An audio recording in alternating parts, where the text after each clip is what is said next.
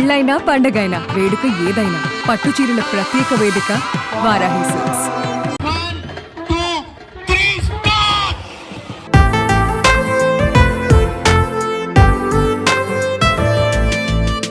ఏపీలో సంక్రాంతి పండుగను గ్రాండ్గా సెలబ్రేట్ చేస్తున్నారు. పండక్కి నవ్వులతో స్వాగతం పలికే ఊళ్ళు తెలుగు సంప్రదాయాన్ని, తెలుగు వాళ్ళందరినీ ఏకం చేసే గొప్ప సంస్కృతి సంక్రాంతి.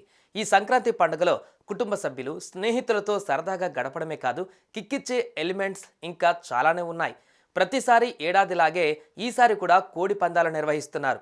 అయితే అంతకు మించి కేరళ తరహా పడవ పోటీలు స్పెషల్ అట్రాక్షన్గా నిలుస్తున్నాయి.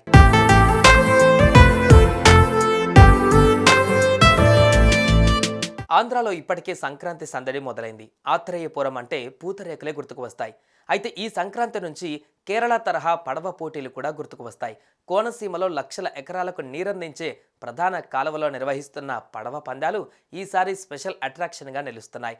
కోనసీమ తిరుమలగా పిలువబడే వాడపల్లి వెంకటేశ్వర స్వామి ఆలయానికి వెళ్లే మార్గంలో ఈ పడవ పోటీలు జరుగుతున్నాయి. ఇకపై ప్రతి సంక్రాంతికి కోడి పందాలతో పాటు పడవ పందాలు కూడా నిర్వహిస్తామంటున్నారు నిర్వాహకులు.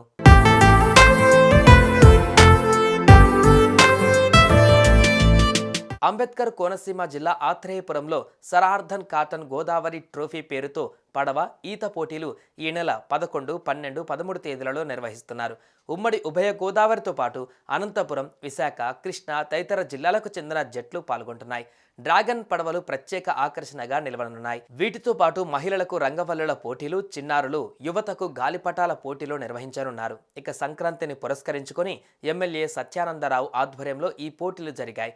వీటిని తిలకించేందుకు పరిసర ప్రాంతాల నుంచి పెద్ద ఎత్తున ప్రజలు తరలివచ్చారు.